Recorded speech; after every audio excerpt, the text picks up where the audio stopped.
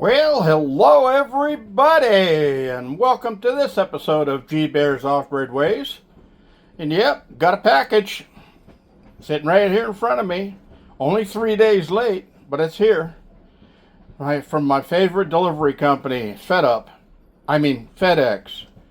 You know what I mean.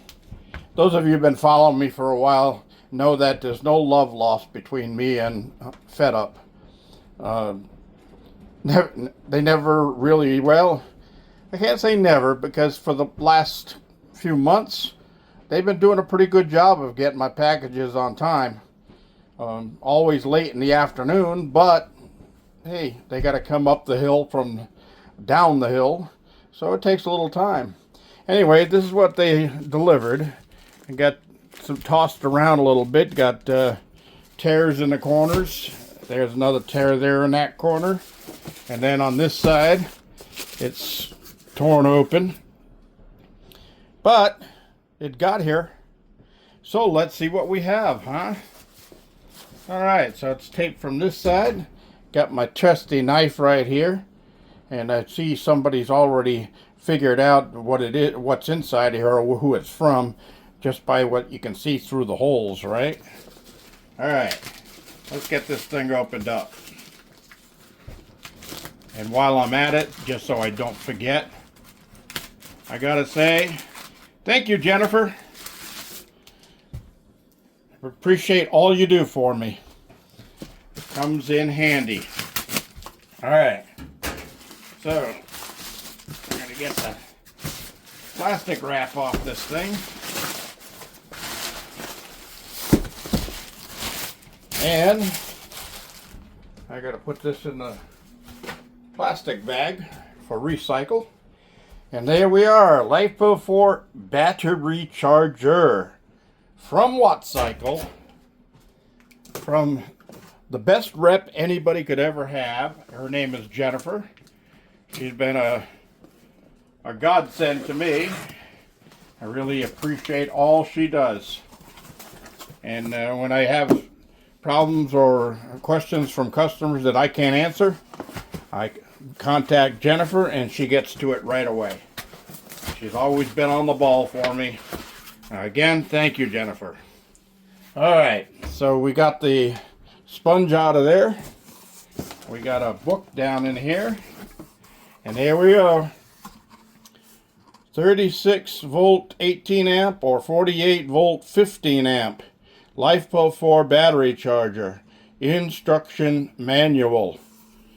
Professional and efficient charging dedicated for LiFePro4 batteries. And yes, you can take that to the bank. If it comes from WattCycle, it's a good product. Alright, so this is what it looks like. Alright, let me set this box to the side so I can get that out into storage. Alright, so smart charger. Input AC 120 to 240, 50 to 60 hertz. So I guess it's got a switch on it for that. It might be automatic. Alright, it tells you right here what the lights mean. Weighting is red, green, flashing. 80% is red flashing. Or less than 80% is red flashing. Greater than 80% is yellow flashing. And 100% is green on solid. Alright, so this one is marked. Oh, I see it. It's check marked, but it's been smudged. 48 volt 15 amps. So this is a 48 volt unit, not a 36. It can't be switched. And no doubt it's going to be a 120 input because it has only a 120 plug on it. Isn't it nice when you have an electrician handy? Alright, so on this side it just has the DC out, and it's got the light with the three little colors there so you can see which one is which. And it looks like I've seen this before on other chargers that I've received for customers. it has a quick disconnect here, so you can leave your cables connected to the battery or the battery bank and just disconnect it here. So that's a nice option. So I'm going to actually disconnect it right now so that when I hook this up to my battery bank in a few minutes, I'll be able to just put these two in place and I'll be good. Now, one thing that I need to check, and I can see that it's probably not going to fit, but that's okay. I can see where they put shrink tube on here. I can cut it back and get another 3 inches probably out of that, and then it might go across 4 batteries. So that was one of the problems that I noticed, and I also got a comment from one of my customers who's charging 4 batteries they just bought from WattCycle with my discount code. I'll leave that in the description for those of you who are interested. And it worked. The discount code works on items like the chargers and that. But if you buy certain numbers of batteries, you can look on their website for the different size batteries, and if you buy a certain number of those batteries, they usually give you a free charger with it. So that's something you might want to look into. And I can't say enough good things about WattCycle. They are just good all the way around as far as I'm concerned. That's my opinion, and I'm sticking to it. All right, everybody, so I'm going to get this thing hooked up, and I will show you the connection, and we'll finish off this video and get it posted. Stand by. Okay, everybody, I'm outside here, and you can hear the flag beating in the wind behind me because the winds just came up. But I got the charger connected. The wires were plenty long to make the connection. No problem. So that was one of the nice things I did like about WattCycle, is they probably heard that the cables were a little short, and they fixed it right away. That's just WattCycle. They are on the ball all the time. You want to deal with a reputable company, trust me, deal with WattCycle. Hey, let's get on to it. Okay, so I shut off the main battery switch down there, so the batteries are disconnected from the system. So right now, the system should be just sending power. Well, it says it's sending a charge to the batteries at 56 something. So that's because the solar is still connected. Hey guys, give it a break. So I got a fault reading here, or an alarm reading here for high voltage. So let me shut off PV2 and PV1. Alright, so the system shut down now. That's good. And we don't have to worry about over voltages.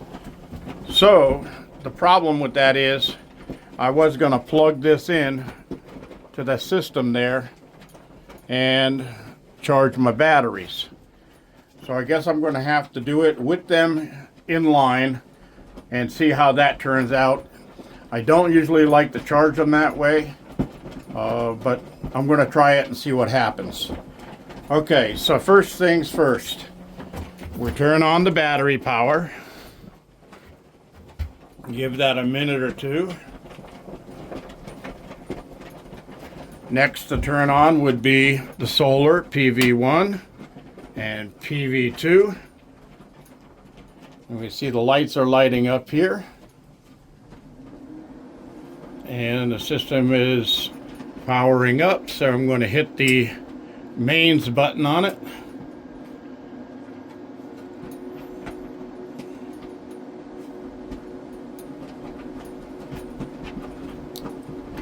And now we have solar charging into the system. The batteries are just below full charge. So I am going to plug this in to the cabin power, and we'll turn over here, and we have the red light flashing on the side.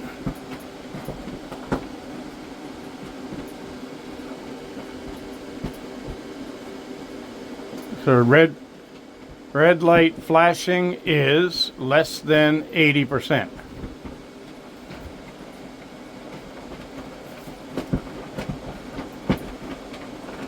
That's according to what it says on here. Now, the battery system was saying that the batteries are full.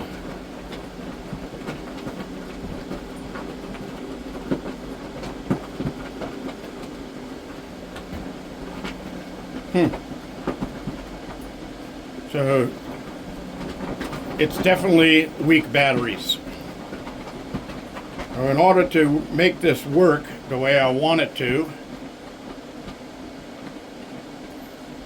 is okay, let's see.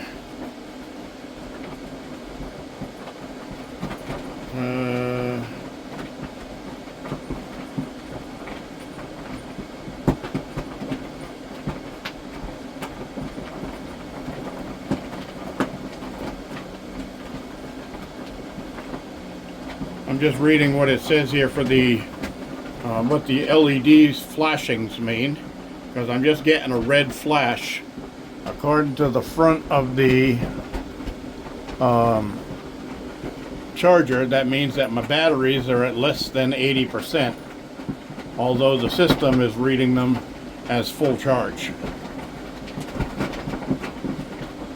Now, I did check voltages on the batteries a little while ago with my voltmeter, and again, those two batteries were down in the 13.1, 13.2 area, and then these were in the 13.6, 13.6 and 13.5, 13.6 and 13.5. So,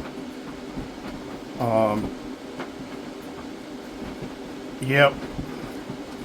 So I got some work to do here, some things to figure out. I did just pick up some more gasoline for my generator, so what I think I'm going to have to do is shut the system down.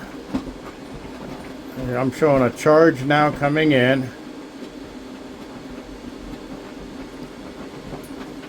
and voltage, but the charge just stopped. And showing 56.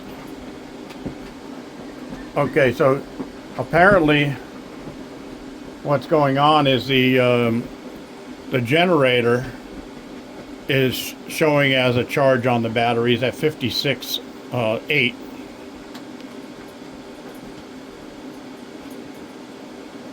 So the system has shut off the solar. The system has shut off the solar charge because it's not needed, even though I've got 208 on PV1 and 205 volts on PV2. And while I'm at that, let me address yesterday's video, because, well, the day before, actually. I've had people saying, well, you only got 100 volts coming in. You need 150 for the system to operate things. You know what? Trust me. Don't run your mouth unless you know what you're talking about. That was late in the day. The sun was already off the panels. So there was just a few volts coming in left with the sun setting. And still having 110 or 120 volts coming in with the sun at the horizon setting is still pretty good for my solar panel setup. So you don't know what you're talking about, please post your comments as a question, not as a statement that makes you sound like you're a braggart, because you don't know what you're saying. I've been here 10 years. Stuff doesn't slip by me very quickly. So anyway, I'm going to disconnect the charger power and I'm going to wait until the batteries are back down again, and then I will put the charger on from the generator and shut them off of the system so the system doesn't have battery power. Okay, so I'll do an update on this when I get all that done. In the meantime, thanks for joining me. Don't forget your thumbs up. Don't forget to share, subscribe, and like.